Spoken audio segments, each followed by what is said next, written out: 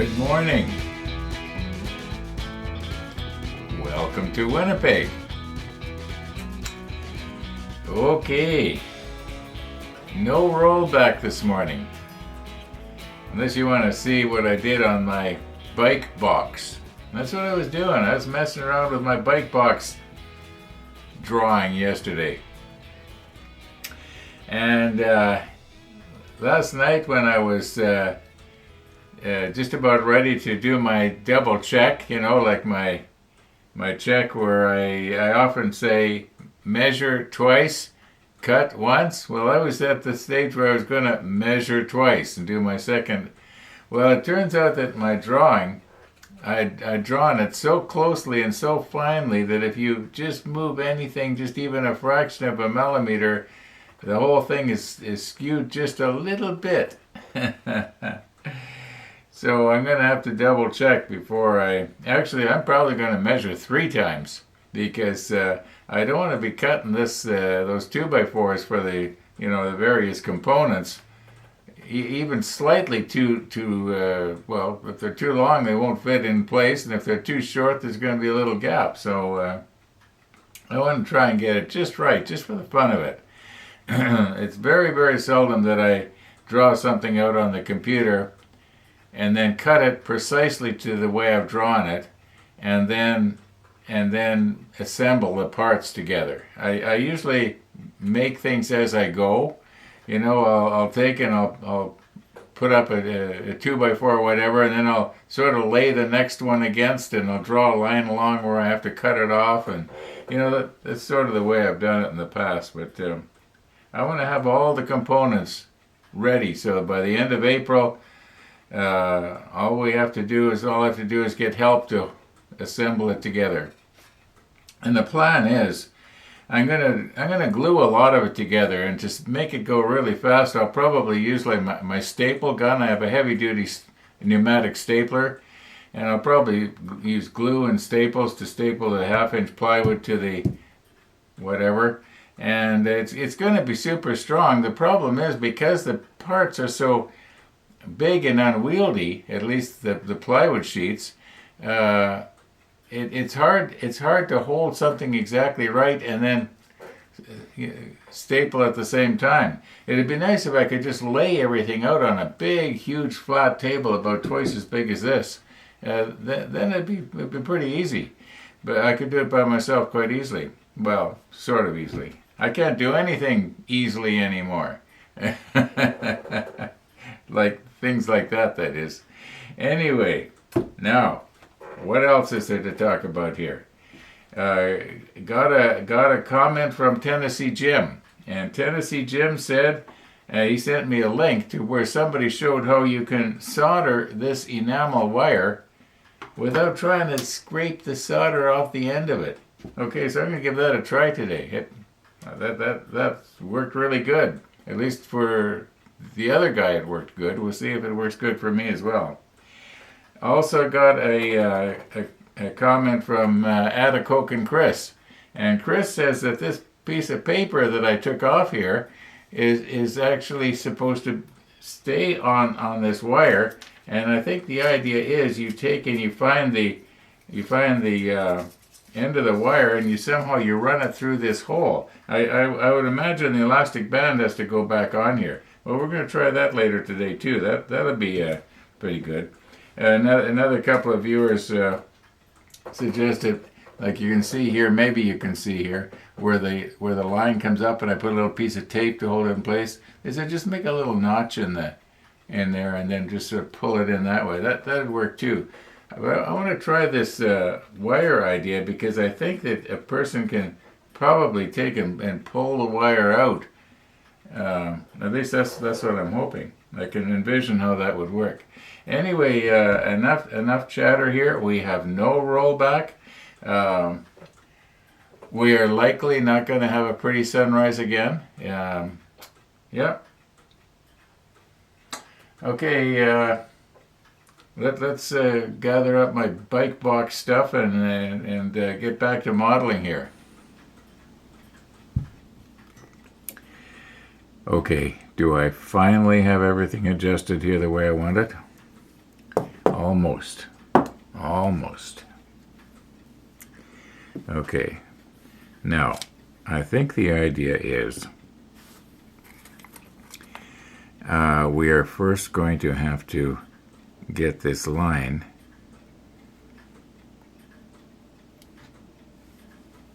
out through that hole.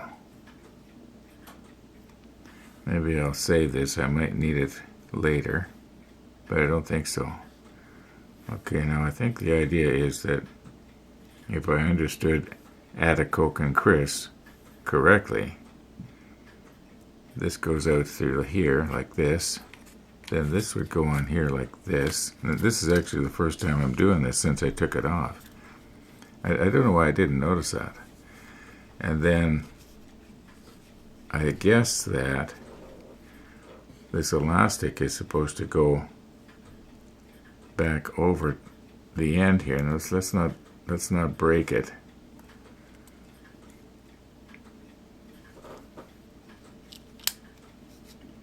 It doesn't have very much stretch. It's almost the complete opposite of Easy Line, which has a 7-to-1 stretch. Okay, now let's get this down over top of the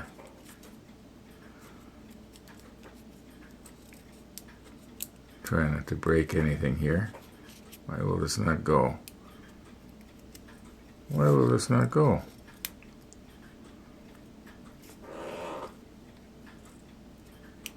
Oh, there we go. It's going now. It's caught on the paper. Okay, there. All right.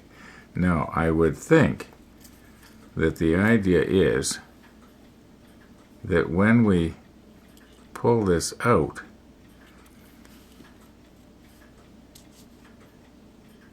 this isn't really going to want to turn.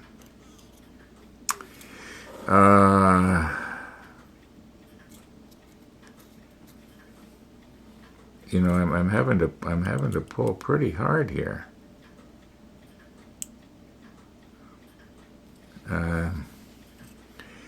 Is it maybe supposed to?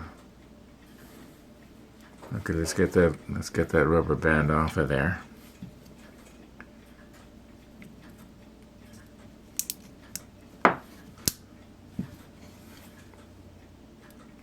How can something so simple get so complicated? Well, you know why it is, Ron? It's because you're trying to do it in front of the camera. That's why. Made in China. Now, this is generally where I'll say something to the effect of, "Yuppers, we got greedy. We listened to our union leaders, and we went on strike. And what happened? Well, the company either had to close down or they went elsewhere for their product." Yeah. We kind of put ourselves out of business as far as I'm concerned.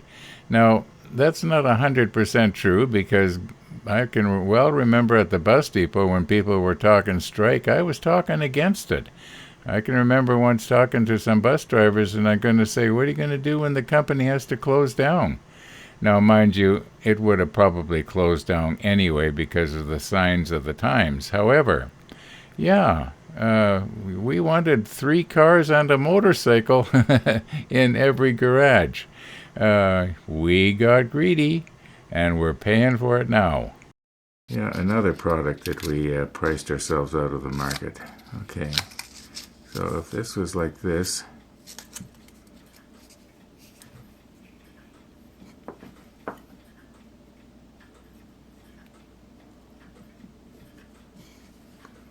all right, this should be a little looser now. And I'll put my finger in here. Now let's see what will happen.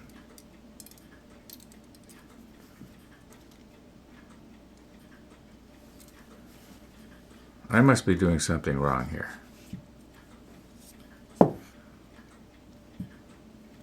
Oh, here we go. Here we go. Yeah, it's working. If I do it like this. Yeah, okay. All right, so yes. Thanks, Chris. That actually works. Now,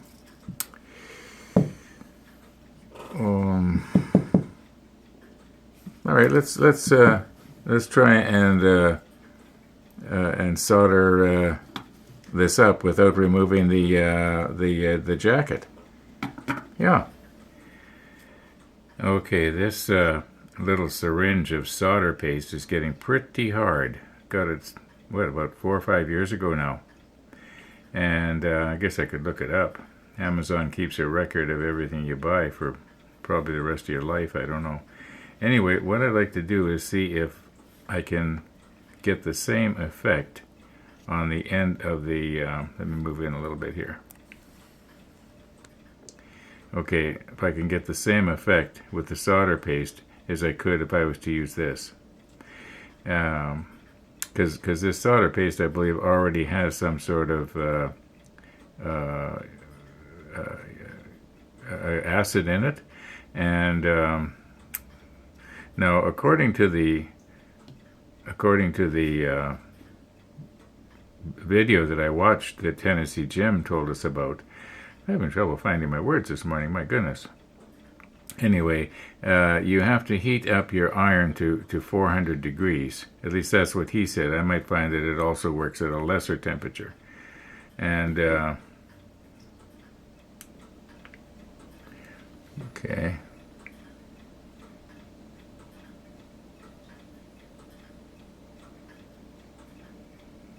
Okay, it's at 370. I think I have to push a button here to get it to go up a little bit.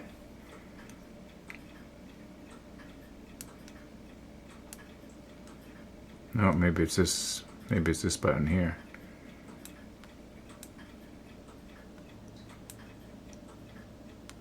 Well, that's going down.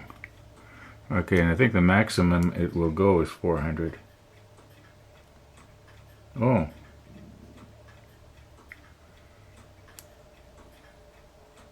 Oh, there we go. 400. Okay, we're at 400 degrees Celsius right now. Don't want to waste too much time here. I was going to put the macro lens on and just move right in. So I think I'll do that. I'll put the macro lens on and then we will recompose. Okay, let's try not to bend this out of the field of view here.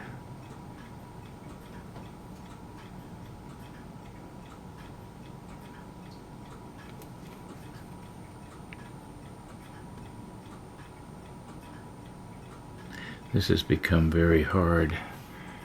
Where's my hobby knife here or something?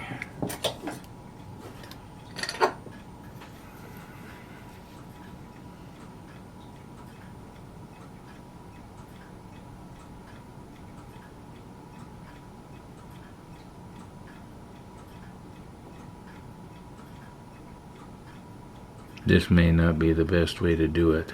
Now stay on there, don't fall off. And we are still at 400 degrees. See what happens.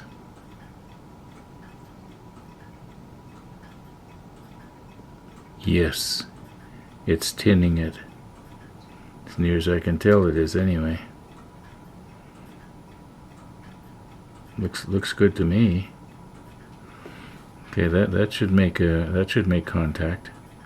Okay, well that's good to know. That's going to make it really easy.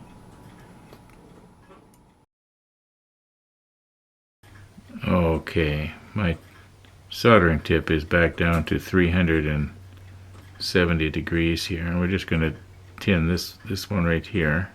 Oh, it fell off. Wouldn't you know? I'm going to just try and pick it up. I'm going to have to recompose.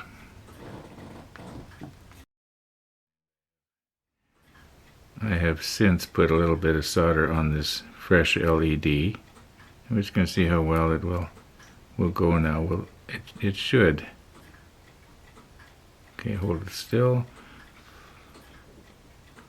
Okay, that should be good. Now can I put this soldering iron down without burning myself here? Alright, now we're going to try and release our LED. Alright, that's a bit of a clumpy weld, isn't it? I wonder if I try to smooth that out, in all likelihood what's going to happen is I'm going to end up having it come right off. I'll hold it with my fingers, active as a heat sink here. There. Kind of got it. Okay, I'm going to go ahead and solder up now 8 LEDs. I don't know if I don't promise, but it could be we can see how they look lit up in the module later by the end of today's episode. What time we got here? Oh, it's 11:30 in the morning already. I better get at it.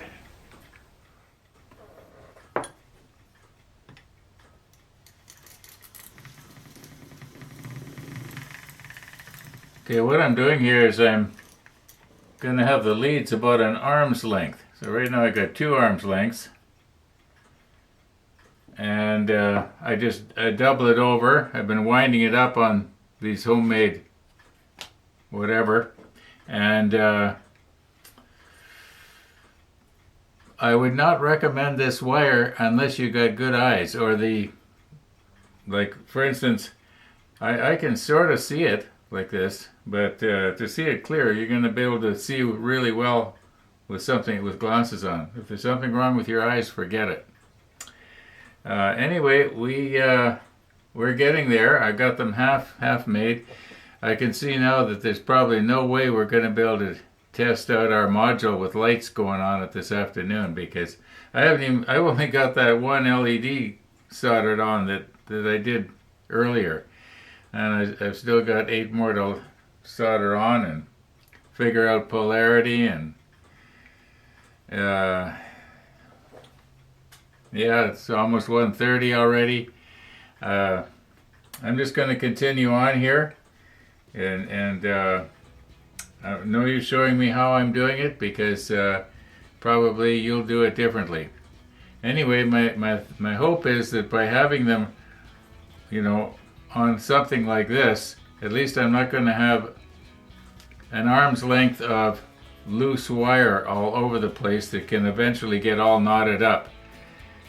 On the other hand, because I've got it on these, now these are not very heavy. I suppose if a person wasn't careful, you could catch them on something and break your wire.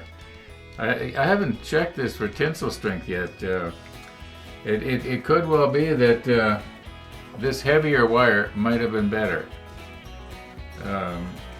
It's probably about, I'm guessing it's the tensile strength on this is probably 10 times as much. I should measure it just for fun. I don't know how I'd measure it though. Easily, that is. Okay, I'm just going to continue on here. We'll see what happens by the time I get done. Well, it took a lot longer than I thought it was going to. But I've got 8 LEDs fastened onto the leads. We're not going to be able to see the module all lit up in this episode. Hopefully in tomorrow's. Thanks for watching, everybody. And all being well, we will see you tomorrow.